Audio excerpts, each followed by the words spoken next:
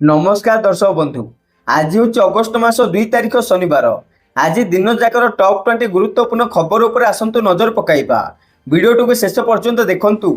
मात्र किछि समय मध्य जानीपारे आज दिनर संपूर्ण खबर। ता पूर्व चैनल नुआ थिले चैनल को सब्सक्राइब करी रखंतु। एमिति प्रतिदिन लाटेस्ट न्यूज सर्वप्रथम देखिबा पाई।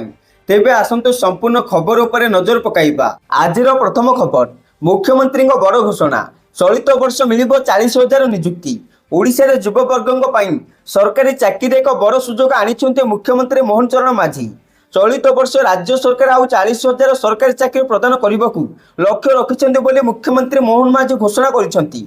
एक पोस्ट माध्यम सूचना दे से कहते जे तांको सरकार प्रथम वर्ष 28,000 चाकरी प्रदान कर सारी एवं द्वितीय वर्ष 40,000 नुआ निजुक्ति देवाई प्रतिश्रुतिबद्ध। यह पूर्व मुख्यमंत्री राज्यस्तरीय सुशासन दिवस अवसर घोषणा करते आगामी 2 वर्ष मध्य 75,000 सरकारी पदवी पूरण कर सहित से दावी कर पूर्वतन सरकार समय प्राय 1.5 लाख पदवी खाली रही जहाँ को वर्तमान सरकार पूरण करने द्रुत पदक्षेप ग्रहण करुछंती। खूब शीघ्र 20,000 शिक्षक पदवी पूरण कर से सूचना देइछंती। आउ यह घोषणा राज्यर युववर्गों मध्य आशार संचार करिछि। शिक्षा, स्वास्थ्य, प्रशासन एवं अन्यान्य क्षेत्र में ही नियुक्ति प्रक्रिया राज्य में बेकारी समस्या ह्रास करने सह सुशासन को आहुरी दृढ़ करिबो बोली आशा करा जाउछि। परवर्ती खबर, उपमुख्यमंत्री बड़ घोषणा। एणिकी राज्यर प्रति पंचायत हेब जगन्नाथ बाटिका। रथ काठ अभाव को पूरण करिबो जगन्नाथ बाटिका। निमापड़ारे 105 एकर सरकारी जमी चिन्हट होईछि। एने उपमुख्यमंत्री प्रभाती परिडा सूचना देइछंती। एपटे सूचना थाउ कि 51 कानून रे प्रतिष्ठा होइथिला जगन्नाथ बाटिका, जेउठी जगन्नाथଙ୍କ सखाल नीति ठारू आरंभ करी अवकाश नीति, विभिन्न बेश, रथ तथा दारु ब्रह्म निर्माण रे व्यवहृत समस्त वृक्ष एठारे रहिथिला। लिंब, शिमिली, पाळधुआ, फासी, असन, धौरा, कंस, कदम्ब, कालचुआ, देवदारु, गंभारी आदि वृक्ष रहिथिला जहाँकि रथ निर्माण रे व्यवहृत हुए। परवर्ती खबर, अगस्ट 31 रे हेब स्पेशल ओटीटी परीक्षा। सानी परीक्षा पे विज्ञप्ति प्रकाश कला बोर्ड। प्रश्नपत्र लीक पे बातिल होइतिला ओटीटी। स्पेशल ओटीटी परीक्षा 2टी सिटिंग रे करा जिवो। सकाळ 9 ରୁ 11:30 जाए पेपर 1 परीक्षा हेबो। एपरिक पूर्वाह्न 2टा ରୁ 4:30 जाए पेपर 2 परीक्षा हेबो बोली बोर्ड पक्षरु कहा जाइछि। आउ अगस्ट 22 रु वेबसाइट रे परीक्षार्थी निज एडमिट कार्ड डाउनलोड करि परिबे। अन्यपटे ओटीटी प्रश्नपत्र लीक नहीं क्राइम ब्रांच तदंत सहित प्रशासनिक तदंत दाबी करिसेंती पूर्वतन प्रशासक विजय पट्टनायक। से कहते ओटीटी प्रश्नपत्र लीक नहीं बोर्ड उपसभापति भूमिका नहीं प्रश्न उठुची। हाथ लेखा प्रश्नपत्र लैपटॉप रू बाहरिला बोली कहा जाउची। परवर्ती खबर, चाषी भाई आसिला खुशी खबर। कारण आज अर्थात अगस्ट 2 रे पीएम किसान सम्मान निधि योजनार 20तम किस्ती टंका पठाइबे सरकार। तेबे वाराणसी चाषी अकाउंट को टंका पठाइबे प्रधानमंत्री मोदी। 9,70 लाख चाषी अकाउंट को जीव 20,500 कोटी टंका। एथि सहित केवाईसी करथिबा चाषी बाकी थिबा किस्ती मध्य रिलीज हेबो। एने चाषी मुहर बहुत उत्साह देखा मिली। प्रधानमंत्री नरेंद्र मोदी निजे एक कार्यक्रम जोग देबे एवं समस्त किस्ती टंका अकाउंट को पठाइबे बोली जना पड़ी। परवर्ती खबर, हॉलीवुड पर पुणी खुशी खबर। ओडिया फिल्म पुष्करा को मिला जातीय चलचित्र पुरस्कार। सेपटे जातीय चलचित्र पुरस्कार 2025 घोषणा होईछि। विभिन्न वर्ग रे पुरस्कार घोषणा कर जाइछि। एही अवसर रे ओडिया सिने जगत को मिली बड़ उपहार। सब्यसाची मिश्र अभिनीत पुष्करा को मिली श्रेष्ठ ओडिया चलचित्र पुरस्कार। 2023 रे मुक्तिलाभ करिथिबा ओडिया चलचित्र पुष्करा बहु प्रशंसा साउंटिथिला। तेबे तरंग सिने प्रोडक्शन बैनर रे निर्मित ही चलचित्र री सब्यसाची मिश्र और सुप्रिया नायक जीवंत अभिनय करी दर्शकों हृदय जितबारे सफल होइथिले। परवर्ती खबर, पाणीपाग विभाग आकलन। राज्यर कमिब वर्षार परिमाण। आसंता 3 दिन पर्यंत राज्यर वर्षार प्रभाव कमिब। सेपटे आंचलिक पाणीपाग विज्ञान केन्द्र एभली पूर्वानुमान करिछि। वर्षा कमिबा सहित तापमात्रा सामान्य बढ़ी पारे। तापमात्रा प्राय 2 डिग्री सेल्सियस पर्यंत बढ़ी पारे बोली पाणीपाग केन्द्र आकलन करिछि। आंचलिक पाणीपाग विज्ञान केन्द्र निर्देशिका मनोरमा महापात्र कहते गत 24 घंटे राज्य में हालुकारू मध्यम धरणर वर्षा रेकर्ड होईछि। सुंदरगढ़ जिले में हेमगिरी ठारे सर्वाधिक वर्षा 34 मिलीमीटर रेकर्ड होईछि। संपूर्ण राज्य में 616.1 मिलीमीटर वर्षा रेकर्ड होईछि, जहाँकि स्वाभाविक वृष्टि ठारू प्राय 10% अधिक रही। ତେବେ ଯଦିଓ ରାଜ୍ୟରେ ବିଶେଷ ବର୍ଷା ହେବାର ସମ୍ଭାବନା ନାହିଁ, ତଥାପି ଉତ୍ତର ଆଭ୍ୟନ୍ତରୀଣ ଓଡ଼ିଶା ସହିତ ଉପକୂଳ ଓଡ଼ିଶାରେ କିଛି କିଛି ସ୍ଥାନରେ ହାଲୁକା ବର୍ଷା ସହ ବିଜୁଳି ଘଡ଼ଘଡ଼ି ଓ 30ରୁ 40 କିଲୋମିଟର ପ୍ରତି ଘଣ୍ଟା ବେଗରେ ଝଟକା ପବନ ବହିପାରେ। ପାଣିପାଗ ବିଭାଗ ପକ୍ଷରୁ କୁହାଯାଇଛି ଯେ ଆଗାମୀ ଜୁଲାଇ 4 ଓ 5 ବେଳକୁ ରାଜ୍ୟରେ ଆହୁରି ବର୍ଷାର ପ୍ରଭାବ କମିବା ନେଇ ଆକଳନ କରିଛି ପାଣିପାଗ ବିଜ୍ଞାନ କେନ୍ଦ୍ର। ସେହିଭଳି ଆସନ୍ତା 6 ତାରିଖ ପରେ ରାଜ୍ୟର କିଛି କିଛି ସ୍ଥାନରେ ହାଲୁକା ବର୍ଷା ହୋଇପାରେ ବୋଲି ପାଣିପାଗ ବିଜ୍ଞାନ କେନ୍ଦ୍ର ପକ୍ଷରୁ ସୂଚନା ଦିଆଯାଇଛି। ପରବର୍ତ୍ତୀ ଖବର, ଟ୍ରମ୍ପଙ୍କ ଟାରିଫରେ ୟୁନୁସ୍ ଖୁସି। ସେପଟେ ମହମ୍ମଦ ୟୁନୁସଙ୍କ ନେତୃତ୍ୱାଧୀନ ବାଂଲାଦେଶର ମଧ୍ୟବର୍ତ୍ତୀକାଳୀନ ସରକାର ଡୋନାଲ୍ଡ ଟ୍ରମ୍ପଙ୍କ ଦ୍ୱାରା ଲାଗୁ କରାଯାଇଥିବା 20% ଶୁଳ୍କରେ ଖୁସି। ୟୁନୁସଙ୍କ ଅନୁସାରେ ବାଂଲାଦେଶର ପ୍ରତିନିଧି ମଣ୍ଡଳୀ ଟ୍ରମ୍ପଙ୍କ ସହ ଆଲୋଚନା କରି ଶୁଳ୍କ ହ୍ରାସ କରିବାରେ ସଫଳ ହୋଇଛନ୍ତି। 17 ପଏଣ୍ଟ ହ୍ରାସ କରି ଶୁଳ୍କ 20%କୁ ଆଣିବାରେ ବାଂଲାଦେଶ ସଫଳ ହୋଇଛି ବୋଲି ସେ କହିଛନ୍ତି। କିନ୍ତୁ ମହମ୍ମଦ ୟୁନୁସ୍ ଖୁସି ହେବା ପଛରେ ଅନ୍ୟ ଏକ କାରଣ ରହିଛି। ବାଂଲାଦେଶ ଉପରେ ଟ୍ରମ୍ପ 20% ଟାରିଫ ଲଗାଇଥିଲା ବେଳେ ଭାରତ ଉପରେ 25% ଶୁଳ୍କ ଲଗାଇଛନ୍ତି। ବାଂଲାଦେଶ ଅପେକ୍ଷା ଭାରତ ଉପରେ 5% ଅଧିକ ଟାରିଫ ଲାଗୁ ହୋଇଥିବା ନେଇ ୟୁନୁସ୍ ଖୁସି ଥିବା କୁହାଯାଉଛି। ପରବର୍ତ୍ତୀ ଖବର, କଂଗ୍ରେସ ସାଂସଦ ରାହୁଲ ଗାନ୍ଧୀଙ୍କ ଅଭିଯୋଗକୁ ଭିତ୍ତିହୀନ ବୋଲି କହିଛନ୍ତି ନିର୍ବାଚନ ଆୟୋଗ। ଏହା ସହିତ ନିରପେକ୍ଷ ଭାବରେ କାମ କରିବାକୁ ଆୟୋଗ ପ୍ରତିବଦ୍ଧ ବୋଲି ମଧ୍ୟ କହିଛନ୍ତି। ନିର୍ବାଚନ ଆୟୋଗଙ୍କ ଉପରେ ହେରଫେର ନେଇ ଅଭିଯୋଗ କରିଥିଲେ ରାହୁଲ ଗାନ୍ଧୀ। ଏହା ସହିତ ଏଥିରେ ସମ୍ପୃକ୍ତ ଥିବା କୌଣସି ଅଧିକାରୀଙ୍କୁ ଛଡ଼ାଯିବନି ଏବଂ ଅବସର ପରେ ବି ସେମାନଙ୍କ ବିରୁଦ୍ଧରେ କାର୍ଯ୍ୟାନୁଷ୍ଠାନ ଗ୍ରହଣ କରାଯିବ ବୋଲି ରାହୁଲ ଚେତାବନୀ ଦେଇଥିଲେ।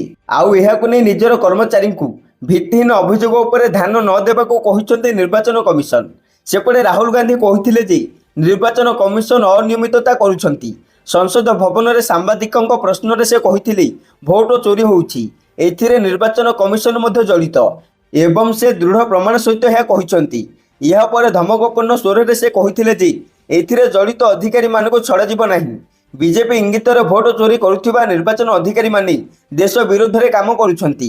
ଅବସର ନେବା ପରେ ମଧ୍ୟ ସେମାନଙ୍କୁ ଛଡ଼ାଯିବ ନାହିଁ। ରାହୁଲ ଗାନ୍ଧୀ ପୂର୍ବରୁ ମଧ୍ୟ ମହାରାଷ୍ଟ୍ର ଏବଂ ମଧ୍ୟପ୍ରଦେଶ ନିର୍ବାଚନ ସମ୍ପର୍କରେ ନିର୍ବାଚନ କମିଶନରଙ୍କ ଭୂମିକା ଉପରେ ପ୍ରଶ୍ନ ଉଠାଇଥିଲେ। ପରବର୍ତ୍ତୀ ଖବର, ବ୍ୟାଙ୍କ କର୍ମଚାରୀଙ୍କ ପାଇଁ ଖୁସି ଖବର, କାରଣ ଅଗଷ୍ଟରେ ମିଳିବ ଲମ୍ବା ଛୁଟି। ସେପଟେ ଅଗଷ୍ଟ ମାସରେ ଅନେକ ବଡ଼ ବଡ଼ ପର୍ବ ପଡ଼ୁଛି, ଯାହା ବ୍ୟାଙ୍କ କର୍ମଚାରୀଙ୍କ ପାଇଁ ଖୁସି ଖବର ଆଣିଛି। କାରଣ ଚଳିତ ମାସ ବ୍ୟାଙ୍କରେ କାମ କରୁଥିବା ଲୋକଙ୍କୁ ଲମ୍ବା ଛୁଟି ମିଳିବ। ଶନିବାର ଏବଂ ରବିବାର ଛଡ଼ା ସ୍ୱାଧୀନତା ଦିବସ, ଗଣେଶ ଚତୁର୍ଥୀ ଏବଂ ଜନ୍ମାଷ୍ଟମୀ ଭଳି ଆହୁରି ଅନେକ ପୂଜା ପର୍ବ ପଡ଼ିବ, ଯେଉଁଥିପାଇଁ ଭିନ୍ନ ଭିନ୍ନ ରାଜ୍ୟର ମୋଟ 15 ଦିନ ପାଇଁ ବ୍ୟାଙ୍କ ବନ୍ଦ ରହିବ। ତେବେ କେଉଁ କେଉଁ ଦିନ ବ୍ୟାଙ୍କ ବନ୍ଦ ରହିବ ଆସନ୍ତୁ ଜାଣିବା। ପ୍ରଥମେ 3 ତାରିଖ ରବିବାର ହୋଇଥିବାରୁ ବ୍ୟାଙ୍କ ବନ୍ଦ ରହିବ। ସେହିପରି 8 ତାରିଖ, 9 ତାରିଖ, 10 ତାରିଖ, 13 ତାରିଖ, 15 ତାରିଖ, 16 ତାରିଖ, 17 ତାରିଖ, 19 ତାରିଖ, 23 ତାରିଖ, 24 ତାରିଖ, 25 ତାରିଖ, 27 ତାରିଖ, 28 ତାରିଖ, 31 ତାରିଖ, ଏହିସବୁ ତାରିଖରେ ବ୍ୟାଙ୍କ ବନ୍ଦ ରହିବ। ପରବର୍ତ୍ତୀ ଖବର, ଶୁଳ୍କ ମାଡ଼ର ଜବାବ ଦେଲା ଭାରତ, କିଣିବନି F-35 ଲଢୁଆ ବିମାନ। ଏପଟେ ଆମେରିକା ରାଷ୍ଟ୍ରପତି ଡୋନାଲ୍ଡ ଟ୍ରମ୍ପଙ୍କ ଶୁଳ୍କ ମାଡ଼ର ଜବାବ ଦେଲା ଭାରତ। ଲଢୁଆ ବିମାନ କିଣିବା ଡିଲ୍ ବାତିଲ କଲେ ଭାରତ ସରକାର। ଭାରତ ଉପରେ 25% ଶୁଳ୍କ ଲାଗୁ କରିବାକୁ ନିଷ୍ପତ୍ତି ନେଇ ସାରିଛନ୍ତି ଟ୍ରମ୍ପ। ଅଗଷ୍ଟ 1 ପରିବର୍ତ୍ତେ 7ରୁ ଏହି ଶୁଳ୍କ ଲାଗୁ ହେବ ବୋଲି କୁହାଯାଉଛି। ଏହି ସମୟରେ ଭାରତ ଏକ ବଡ଼ ନିଷ୍ପତ୍ତି ନେଇଛି। ସେପଟେ ବ୍ଲୁମବର୍ଗର ଏକ ରିପୋର୍ଟ ଅନୁଯାୟୀ ଏହି ଡିଲ୍ ସହିତ ଜଡ଼ିତ ଅଧିକାରୀମାନେ ନାମ ଗୋପନ ରଖିବା ସର୍ତ୍ତରେ କହିଛନ୍ତି ଯେ ଭାରତ ଆମେରିକାରୁ F-35 ଯୁଦ୍ଧ ବିମାନ କିଣିବ ନାହିଁ। ଫେବୃଆରୀରେ ଭାରତ ପ୍ରଧାନମନ୍ତ୍ରୀ ନରେନ୍ଦ୍ର ମୋଦିଙ୍କ ହ୍ୱାଇଟ୍ ହାଉସ୍ ଗସ୍ତ ସମୟରେ ଟ୍ରମ୍ପ ଭାରତକୁ ଏହି ମହଙ୍ଗା ଯୁଦ୍ଧ ବିମାନ ବିକ୍ରି କରିବାକୁ ପ୍ରସ୍ତାବ ଦେଇଥିଲେ। ତେବେ ଭାରତୀୟ ପ୍ରତିରକ୍ଷା ମନ୍ତ୍ରାଳୟ ପକ୍ଷରୁ ଏ ବିଷୟରେ ଏପର୍ଯ୍ୟନ୍ତ କୌଣସି ପ୍ରତିକ୍ରିୟା ଆସିନାହିଁ। ପରବର୍ତ୍ତୀ ଖବର, ସ୍ୱାଧୀନତା ଦିବସ ଉପଲକ୍ଷେ BSNL ବଡ଼ ଅଫର, ଗ୍ରାହକଙ୍କୁ ଭେଟିଦେବ ଆଜାଦିକା ପ୍ଲାନ୍। ମାତ୍ର 1 ଟଙ୍କାରେ ମାସେ ଯାଏ ପ୍ରତିଦିନ ମିଳିବ 2 GB ଡାଟା ସାଙ୍ଗକୁ unlimited call SMS। Social media platform Xରେ କମ୍ପାନୀ ଏହି ଅଫର ବିଷୟରେ ପୋଷ୍ଟ କରିଛି। BSNL ଆଜାଦିକା ପ୍ଲାନ୍ରେ ଗ୍ରାହକଙ୍କୁ 1 ଟଙ୍କାରେ 30 ଦିନ ଯାଏ ପ୍ରତିଦିନ 2 GB ଡାଟା ମିଳିବ। ଯେକୌଣସି ନମ୍ବରକୁ ଅନଲିମିଟେଡ୍ କଲିଂର ସୁବିଧା ପ୍ରାପ୍ତ ହେବ। ଡେଲି 100 SMS ପଠାଇ ପାରିବେ। ତେବେ ଧ୍ୟାନ ଦିଅନ୍ତୁ, ଏହି ଆକର୍ଷଣୀୟ ଅଫର କେବଳ ନୂଆ ୟୁଜରଙ୍କ ପାଇଁ ଭ୍ୟାଲିଡ୍ ହେବ। ପୁରୁଣା ୟୁଜର ଏହି ପ୍ଲାନ୍ରେ ରିଚାର୍ଜ କରିପାରିବେ ନାହିଁ। BSNL ଏହି ପ୍ଲାନ୍ ସହିତ ଫ୍ରିରେ ସିମ୍ କାର୍ଡ ବି ଦେବ। ଏହା ସହିତ BSNL ନିକଟରେ 249 ଟଙ୍କାରେ ଆଉ ଏକ ପ୍ଲାନ୍ ଲଞ୍ଚ କରିଛି। ଏହି ପ୍ଲାନ୍ରେ 45 ଦିନ ଯାଏଁ ପ୍ରତିଦିନ 2 GB ହାଇସ୍ପିଡ୍ ଡାଟା, ସମସ୍ତ ନେଟୱାର୍କରେ ବିନା କୌଣସି ଫେୟାର ୟୁଜ୍ ପଲିସିରେ unlimited voice calling OTP subscription ମିଳିବ। 45 ଦିନ ଯାଏଁ ସମୁଦାୟ 90 GB ଡାଟା ମିଳିବ। ପରବର୍ତ୍ତୀ ଖବର, ଆକ୍ସନରେ ସରକାର, କାରଣ କଟକ ମାହାଙ୍ଗା ବ୍ଲକର ସବୁ କର୍ମଚାରୀଙ୍କ ମାସକର ଦରମା ବନ୍ଦ। ଜୁଲାଇ ମାସରେ ଦରମା ବନ୍ଦ ପାଇଁ ନିର୍ଦ୍ଦେଶ ଦେଇଛନ୍ତି କଟକ ଜିଲ୍ଲାପାଳ। ଦରମା ବନ୍ଦ ପାଇଁ ଜିଲ୍ଲା ମୁଖ୍ୟ ଉନ୍ନୟନ ଅଧିକାରୀ ମାହାଙ୍ଗା ବିଡିଓଙ୍କୁ ଚିଠି ଜରିଆରେ ସୁପାରିଶ କରିଥିଲେ। ଏହାକୁ ଆଧାର କରି ଜିଲ୍ଲାପାଳ ଏପରି କଡ଼ା ଆଭିମୁଖ୍ୟ ଗ୍ରହଣ କରିଛନ୍ତି। ସେପଟେ ଜୁଲାଇ 25 ତାରିଖ ଚତୁର୍ଥ ଶନିବାର ଛୁଟି ଦିନ ହୋଇଥିଲେ ମଧ୍ୟ ଲଗାଣ ବର୍ଷା ଓ ବିପର୍ଯ୍ୟୟକୁ ଲକ୍ଷ୍ୟ କରି ଜିଲ୍ଲାପାଳ କଟକ ଜିଲ୍ଲାର ସମସ୍ତ ସରକାରୀ କାର୍ଯ୍ୟାଳୟ କର୍ମଚାରୀଙ୍କ ଛୁଟି ବାତିଲ କରିଥିଲେ ଏବଂ କାର୍ଯ୍ୟାଳୟରେ ଉପସ୍ଥିତ ରହିବାକୁ କଡ଼ା ନିର୍ଦ୍ଦେଶ ଦେଇଥିଲେ। କିନ୍ତୁ ମାହାଙ୍ଗା ବ୍ଲକର ସେଦିନ କୌଣସି କର୍ମଚାରୀ ଉପସ୍ଥିତ ନଥିଲେ। ଏହି ଅଭିଯୋଗ ପାଇବା ପରେ ମାହାଙ୍ଗା ବ୍ଲକର ସମସ୍ତ କର୍ମଚାରୀଙ୍କ ଜୁଲାଇ ମାସର ଦରମା ବନ୍ଦ କରାଯାଇଛି। ପରବର୍ତ୍ତୀ ଖବର, ଉପରାଷ୍ଟ୍ରପତି ନିର୍ବାଚନ ପାଇଁ ଘୋଷଣା ହେଲା ତାରିଖ। ସେପଟେ ନିର୍ବାଚନ କମିଶନ ଉପରାଷ୍ଟ୍ରପତି ନିର୍ବାଚନ ପାଇଁ ତାରିଖ ପ୍ରକାଶ କରିଛନ୍ତି। ସେପ୍ଟେମ୍ବର 9 ତାରିଖରେ ହେବ ଉପରାଷ୍ଟ୍ରପତି ନିର୍ବାଚନ। ପ୍ରକାଶ ଥାଉକି ଜଗଦୀପ ଧନଖଡ଼ ସ୍ୱାସ୍ଥ୍ୟଗତ କାରଣ ଦର୍ଶାଇ 1 ଜୁଲାଇରେ ଉପରାଷ୍ଟ୍ରପତି ପଦରୁ ଇସ୍ତଫା ଦେଇଥିଲେ। ଏହାପରେ ଖାଲି ରହିଛି ପଦବୀ। ତେବେ ଉପରାଷ୍ଟ୍ରପତି ନିର୍ବାଚନ ପାଇଁ କାର୍ଯ୍ୟସୂଚୀ ଆସନ୍ତା 7 ତାରିଖରେ ପ୍ରକାଶ ପାଇବ ବିଜ୍ଞପ୍ତି। ଅଗଷ୍ଟ 21ରେ ନାମାଙ୍କନର ଶେଷ ତାରିଖ ରହିଥିଲା ବେଳେ ଅଗଷ୍ଟ 25 ତାରିଖ ନାମାଙ୍କନ ପ୍ରତ୍ୟାହାରର ଶେଷ ଦିନ ରହିଛି। ଏହାପରେ ସେପ୍ଟେମ୍ବର 9ରେ ଉପରାଷ୍ଟ୍ରପତି ନିର୍ବାଚନ ହେବ। ଆଉ ସେପ୍ଟେମ୍ବର 9ରେ ସକାଳ 10ଟାରୁ ସନ୍ଧ୍ୟା 5ଟା ଯାଏଁ ଭୋଟ ଗ୍ରହଣ ହେବ। ପରବର୍ତ୍ତୀ ଖବର, ମହଙ୍ଗା ହେଲା ଗ୍ୟାସ୍ ଓ ସିଲିଣ୍ଡରର ଦାମ। ରୋଷେଇ ଗ୍ୟାସ୍ ଓ ସିଲିଣ୍ଡର ଏବେ ଆହୁରି ମହଙ୍ଗା ହୋଇଯାଇଛି। ଲଗାତାର 2 ମାସ ହେବ ଗ୍ୟାସ୍ ଦାମ ବଢ଼ିବାକୁ ଲାଗିଛି। ଇଣ୍ଡିଆନ୍ ଅଏଲ୍ କର୍ପୋରେସନ ୱେବସାଇଟ୍ ଅନୁଯାୟୀ ଏବେ ଦିଲ୍ଲୀରେ 14.2 କିଲୋ ନନ୍ ସବସିଡି ରୋଷେଇ ଗ୍ୟାସ୍ ଓ ସିଲିଣ୍ଡର ଦାମ 15 ଟଙ୍କା ବଢ଼ିଯାଇଛି। ଯାହାପରେ ଏବେ ସିଲିଣ୍ଡର ଦାମ 605 ଟଙ୍କା ହୋଇଯାଇଛି। ଏହି ବଢ଼ିଥିବା ଦାମ 1 ଅଗଷ୍ଟରୁ ଲାଗୁ ହୋଇସାରିଛି। ପରବର୍ତ୍ତୀ ଖବର, ରତ୍ନଭଣ୍ଡାର ଗଣତି ମଣନ୍ତକୁ ନେଇ ବଡ଼ ସୂଚନା ଦେଲେ ଆଇନ ମନ୍ତ୍ରୀ। ଗଣତି ମଣନ୍ତି ନେଇ ଆର୍ବିଆଇ 2 ଜଣ ଏକ୍ସପର୍ଟଙ୍କୁ ମନୋନୀତ କରି ସରକାରଙ୍କୁ ଜଣାଇଛି। ପରବର୍ତ୍ତୀ ପଦକ୍ଷେପ ସ୍ୱରୂପ ଆମେ ଖୁବ୍ କମ୍ ଦିନ ମଧ୍ୟରେ ପରିଚାଳନା କମିଟି ଗଠନ କରିଦେବୁ। ଆଉ ପରିଚାଳନା କମିଟିର ଅନୁମତି କ୍ରମେ ଉଚ୍ଚସ୍ତରୀୟ କମିଟି ରତ୍ନଗୁଡ଼ିକୁ ଭିତର ରତ୍ନଭଣ୍ଡାରକୁ ସ୍ଥାନାନ୍ତରିତ କରିବେ। ତାହାପରେ ତାରିଖ ନିର୍ଦ୍ଧାରଣ କରି ଆର୍ବିଆଇର 2 ଜଣ ସଦସ୍ୟଙ୍କ ଉପସ୍ଥିତିରେ ଗଣତି ମଣତି ହେବ ବୋଲି କହିଛନ୍ତି ଆଇନ ମନ୍ତ୍ରୀ। ପରବର୍ତ୍ତୀ ଖବର, ରାସ୍ତାରେ କେମିତି ଗାଡ଼ି ଡ୍ରାଇଭ କରିବେ କହିଲେ ସୁପ୍ରିମକୋର୍ଟ। ରାସ୍ତାରେ ଗଲାବେଳେ ହଠାତ୍ ଗାଡ଼ି ବ୍ରେକ୍ ମାରିଲେ ଦୁର୍ଘଟଣା ହୁଏ। ଥରେ କି ଅଧେ ନୁହେଁ ବରଂ ବାରମ୍ବାର ଏମିତି ଘଟଣା ସାମ୍ନାକୁ ଆସିଛି ଯେଉଁଥିଲାଗି ଅନେକଙ୍କ ଜୀବନ ଯାଉଥିବା ବି ଦେଖାଯାଉଛି। ତେଣୁ ରାସ୍ତାରେ ବ୍ରେକ୍ ମାରିବା ଘଟଣାକୁ ନେଇ ସୁପ୍ରିମକୋର୍ଟ କହୁଛନ୍ତି ଜାତୀୟ ରାଜପଥରେ କୌଣସି ସୂଚନା ନ ଦେଇ ହଠାତ୍ ଗାଡ଼ିର ବ୍ରେକ୍ ମାରିବା ଏକ ଅପରାଧିକ ଅବହେଳା ଭାବରେ ବିବେଚନା କରାଯିବ। ଯଦି ଏପରି କରିବା ଦ୍ୱାରା କୌଣସି ଦୁର୍ଘଟଣା ଘଟେ ତେବେ ହଠାତ୍ ବ୍ରେକ୍ ମାରିଥିବା ଚାଳକଙ୍କୁ ଦାୟୀ କରାଯାଇପାରିବ। ଏନେଇ ଜଷ୍ଟିସ ସୁଧାଂଶୁ ଧୁଲିଆ ଏବଂ ଜଷ୍ଟିସ ଅରବିନ୍ଦ କୁମାରଙ୍କୁ ନେଇ ଗଠିତ ଖଣ୍ଡପୀଠ ଏହି ରାୟ ଦେଇଛନ୍ତି। ପରବର୍ତ୍ତୀ ଖବର, ବିବାଦରେ ମନ୍ତ୍ରୀ କୃଷ୍ଣ ପାତ୍ର, ହେବ କି ଆକ୍ସନ? ସେପଟେ ମୋହନଙ୍କ ପାଇଁ ମୁଣ୍ଡବିନ୍ଧାର କାରଣ ହେଲେଣି ଯୋଗାଣ ମନ୍ତ୍ରୀ କୃଷ୍ଣ ପାତ୍ର। ରାଜ୍ୟ ସରକାରଙ୍କ ଅଡୁଆସିଆ ବଢ଼ାଉଥିବା କୁହାଯାଉଛି। କାରଣ ଧାନ ବିକ୍ରି ଆଳୁ ଆମଦାନୀ ବିବାଦ ପରେ କୃଷ୍ଣ ପୁଣି ବଦନାମ ହେଲେଣି। ଜମି କିଣାରେ ଠକେଇ ଅଭିଯୋଗ ପରେ ଅକଳରେ ପଡ଼ିଛନ୍ତି କୃଷ୍ଣ। ଜମିକୁ ନେଇ ଠକାମିର ଶିକାର ନେଇ ଅଭିଯୋଗ ଆଣିଥିଲେ ମନ୍ତ୍ରୀ। ମନ୍ତ୍ରୀଙ୍କ ଅଭିଯୋଗରେ ଜଣେ ଗିରଫ ବି ହୋଇଛନ୍ତି। ହେଲେ ଜମି କିଣିବାକୁ ମନ୍ତ୍ରୀ ଦେଇଥିବା ଅଗ୍ରିମ ଅର୍ଥ ବଢ଼ାଇଛି ସମସ୍ୟା। ବିଧାନସଭା ନିର୍ବାଚନ ବେଳେ ସତ୍ୟପାଠରେ ସେ ମିଛ କହିଥିବା ନେଇ ଆସିଲାଣି ଅଭିଯୋଗ। ମନ୍ତ୍ରୀ ଅଭିଯୋଗ କରିଥିଲେ କି 2021ରେ ସେ ଜମି କିଣିବାକୁ ଇଚ୍ଛା କରିଥିଲେ। ଅଗ୍ରିମ ଆକାରରେ ନିରଞ୍ଜନ ନାମକ ବ୍ୟକ୍ତିକୁ 25 ଲକ୍ଷ ଟଙ୍କା ଦେଇଥିଲେ, କିନ୍ତୁ ବେଆଇନ ଜମି ହୋଇଥିବାରୁ ରେଜିଷ୍ଟ୍ରେସନ ହୋଇପାରିନଥିଲା। ସେପଟେ ନିରଞ୍ଜନ ବି ଟଙ୍କା ଫେରସ୍ତ କରିନଥିଲେ। ଏଣୁ ମନ୍ତ୍ରୀଙ୍କ ଅଭିଯୋଗ ପରେ ନିରଞ୍ଜନ ବନ୍ଧା ହୋଇଛନ୍ତି। ଏବେ ଏହି ପ୍ରସଙ୍ଗ ମନ୍ତ୍ରୀଙ୍କ ଅଡୁଆ ବଢ଼ାଇଛି। 2024 ନିର୍ବାଚନ ବେଳେ ସତ୍ୟପାଠରେ ମନ୍ତ୍ରୀ ଗୋଟିଏ କଥା କହିଥିଲେ, ଅଥଚ ଏବେ ଅଲଗା କଥା କହୁଛନ୍ତି ଯୋଗାଣ ମନ୍ତ୍ରୀ। ପରବର୍ତ୍ତୀ ଖବର, ପର୍ଯ୍ୟଟକଙ୍କ ପାଇଁ ଖୁସି ଖବର। କୁମ୍ଭୀର ପ୍ରଜନନ ପାଇଁ ଦୀର୍ଘ 3 ମାସ ଧରି ବନ୍ଦ ରହିଥିବା ଭିତରକନିକା ଜାତୀୟ ଉଦ୍ୟାନ ଆଜିଠୁ ପୁଣି ଖୋଲିଛି, ଯାହାକୁ ନେଇ ପର୍ଯ୍ୟଟକଙ୍କ ମଧ୍ୟରେ ଉତ୍ସାହ ଦେଖାଦେଇଛି। ମେ 1 ତାରିଖରୁ ଜୁଲାଇ 31 ତାରିଖ ପର୍ଯ୍ୟନ୍ତ 3 ମାସ ଧରି ବନ୍ଦ ରହିଥିଲା ଉଦ୍ୟାନ। ଆଜିଠୁ ପର୍ଯ୍ୟଟକମାନେ ଏହାର ପ୍ରାକୃତିକ ସୌନ୍ଦର୍ଯ୍ୟର ଉପଭୋଗ କରିପାରିବେ। ଧଳା କୁମ୍ଭୀର, ଗୋଡ଼ି, ମଲ୍ଲି, ସୂତା, ଦେଶୀୟ ପକ୍ଷୀ, ନଦୀରେ ନୌବିହାର ସଂଗ୍ରହାଳୟ ଓ ସ୍କାଏ ୱାଟରରେ ଜଙ୍ଗଲ ଉପରେ ଚାଲି ମଜା ନେଇପାରିବେ ପର୍ଯ୍ୟଟକ। ଆଉ ଭିତରକନିକାରେ ପ୍ରଥମ ଥର 4ଟି ବ୍ୟାଟେରୀ ଚାଳିତ ଗାଡ଼ି ପର୍ଯ୍ୟଟକମାନଙ୍କ ପାଇଁ ଚାଲିବ, ଯାହାଦ୍ୱାରା ପର୍ଯ୍ୟଟକମାନେ ବୁଲିବାରେ ସୁବିଧା ହେବ। ପରବର୍ତ୍ତୀ ଖବର, ଟ୍ରମ୍ପଙ୍କ ପ୍ରସ୍ତାବିତ ଶୁଳ୍କ ଲାଗୁ ସପ୍ତାହେ ପାଇଁ ସ୍ଥଗିତ। ଆମେରିକାର ରାଷ୍ଟ୍ରପତି ଡୋନାଲ୍ଡ ଟ୍ରମ୍ପଙ୍କ ଦ୍ୱାରା ଘୋଷଣା କରାଯାଇଥିବା ବହୁ ଚର୍ଚ୍ଚିତ ପ୍ରତିଶୋଧମୂଳକ ଶୁଳ୍କ ଯାହା ଅଗଷ୍ଟ 1ରୁ ଲାଗୁ ହେବାର ଥିଲା ତାହାକୁ ଏକ ସପ୍ତାହ ପାଇଁ ସ୍ଥଗିତ ରଖାଯାଇଛି। ଏହି ନିଷ୍ପତ୍ତି ପରେ ଭାରତ ସମେତ ବିଶ୍ୱର 67ରୁ ଅଧିକ ଦେଶ ସାମୟିକ ଆଶ୍ୱସ୍ତି ଲାଭ କରିଛନ୍ତି। ସେପଟେ ହ୍ୱାଇଟ୍ ହାଉସ୍ ପକ୍ଷରୁ ଜାରି ଏକ କାର୍ଯ୍ୟକାରୀ ଆଦେଶରେ କୁହାଯାଇଛି ଯେ ଏହି ନୂଆ ଶୁଳ୍କ ଏବେ ଅଗଷ୍ଟ 7ରୁ ଲାଗୁ ହେବ। ଏକ ସପ୍ତାହ ମହଲତ ଦ୍ୱାରା ପ୍ରଭାବିତ ଦେଶଗୁଡ଼ିକୁ ଆମେରିକା ସହିତ ବାଣିଜ୍ୟିକ ବୁଝାମଣା ପାଇଁ ଆଉ କିଛି ସମୟ ମିଳିପାରିବ ବୋଲି ଆଶା କରାଯାଉଛି। ପରବର୍ତ୍ତୀ ଖବର, ୟୁପିଆଇ ଗ୍ରାହକମାନଙ୍କ ପାଇଁ ବଡ଼ ଖବର, କାରଣ ନୂଆ ମାସରୁ ଲାଗୁ ହେଲା ନୂଆ ନିୟମ। ପ୍ରଭାବିତ ହେବ ୟୁପିଆଇ ଓ ବ୍ୟାଙ୍କ ନେଣଦେଣ। ତେବେ ୟୁପିଆଇରେ ବାଲାନ୍ସ ଚେକ୍ କରିବା ଠାରୁ ନେଇ ଏଲ୍ପିଜି, କମର୍ସିଆଲ ଗ୍ୟାସ୍ ଓ ସିଲିଣ୍ଡରର ମୂଲ୍ୟ ହ୍ରାସ ଓ ବ୍ୟାଙ୍କିଂ ସହିତ ଜଡ଼ିତ ଅନେକ ଗୁରୁତ୍ୱପୂର୍ଣ୍ଣ ନିୟମ ଅନ୍ତର୍ଭୁକ୍ତ। ତେବେ ନୂଆ ନିୟମ ଅନୁଯାୟୀ ୟୁପିଆଇ ବ୍ୟବହାରକାରୀ ଦିନକୁ ସର୍ବାଧିକ 50 ଥର ଯାଏଁ ବାଲାନ୍ସ ଯାଞ୍ଚ କରିପାରିବେ। ସେହିପରି ଅଟୋପେ କାରବାରରେ କିଛି ପରିବର୍ତ୍ତନ ହୋଇଛି। ନିର୍ଦ୍ଦିଷ୍ଟ ସମୟରେ ଅଟୋପେ କାରବାର ହେବ, ଆଉ ୟୁପିଆଇ ପେମେଣ୍ଟ ବିଫଳ ହେଲେ ସ୍ଥିତି ଯାଞ୍ଚ ପାଇଁ 3ଟି ସୁଯୋଗ ମିଳିବ। ପ୍ରତ୍ୟେକ ପ୍ରୟାସ ମଧ୍ୟରେ 90 ସେକେଣ୍ଡ ସମୟ ଅପେକ୍ଷା କରିବାକୁ ପଡ଼ିବ। ଏହା ସହିତ ବ୍ୟାଙ୍କିଂ ଆଇନ 2025 ଆଜିଠାରୁ କାର୍ଯ୍ୟକାରୀ ହେବ। ଆଜିଠାରୁ କମର୍ସିଆଲ ଗ୍ୟାସ୍ ଦର ହ୍ରାସ ହେବ। ପରବର୍ତ୍ତୀ ଖବର, ଚାଷୀଙ୍କ ପାଇଁ ବଡ଼ ଖବର, କାରଣ ବିରୋଧ ପରେ ସରଳୀକରଣ ହେଲା ଧାନ ପଞ୍ଜୀକରଣ ପ୍ରକ୍ରିୟା। ରାଜ୍ୟର ଖରିଫ ଧାନ ପଞ୍ଜୀକରଣରେ କଠୋର ସର୍ତ୍ତ ବିରୋଧରେ ସ୍ୱର ଶାଣିତ ହେବା ପରେ ପଞ୍ଜୀକରଣ ପ୍ରକ୍ରିୟାକୁ ସରଳୀକରଣ କରିଛନ୍ତି ରାଜ୍ୟ ସରକାର। ଚାଷୀ କେବଳ ଗୋଟିଏ ସେଲ୍ଫ ଡିକ୍ଲାରେସନ ଫର୍ମରେ ଦସ୍ତଖତ କରାଇ ପଞ୍ଜୀକରଣ କରିପାରିବେ। ଏନେଇ ସୂଚନା ଦେଇଛନ୍ତି ଯୋଗାଣ ମନ୍ତ୍ରୀ କୃଷ୍ଣଚନ୍ଦ୍ର ପାତ୍ର। ସେପଟେ ଚାଷୀ ମାରଣା ନୀତିକୁ ନେଇ ଦୁଇ ବିରୋଧୀ ବିଜେଡି ଓ କଂଗ୍ରେସ ସରକାରଙ୍କୁ ସମାଲୋଚନା କରିଛନ୍ତି। ଅନ୍ୟପଟେ ବହୁ ସ୍ଥାନରେ ଖରିଫ ଧାନ ସଂଗ୍ରହରେ ବାଧକ ସାଜିଛି ଆଇ ସ୍କାନର। ବାପା କିମ୍ବା ଭାଇ ଯାହା ନାଁରେ ରେକର୍ଡ ଥିବ ତାହା କେବଳ ଲେଖିକି ଦେବେ ଚାଷୀ। ଏଥିପାଇଁ ସ୍ୱତନ୍ତ୍ର ଫର୍ମ ମଞ୍ଜୁର କରିଛନ୍ତି ସରକାର, ଯାହାଦ୍ୱାରା ଧାନ କିଣା ପଞ୍ଜୀକରଣରେ ଚାଷୀ ଅସୁବିଧାର ସମ୍ମୁଖୀନ ହେବେ ନାହିଁ ବୋଲି କହିଛନ୍ତି ଯୋଗାଣ ମନ୍ତ୍ରୀ କୃଷ୍ଣଚନ୍ଦ୍ର ପାତ୍ର।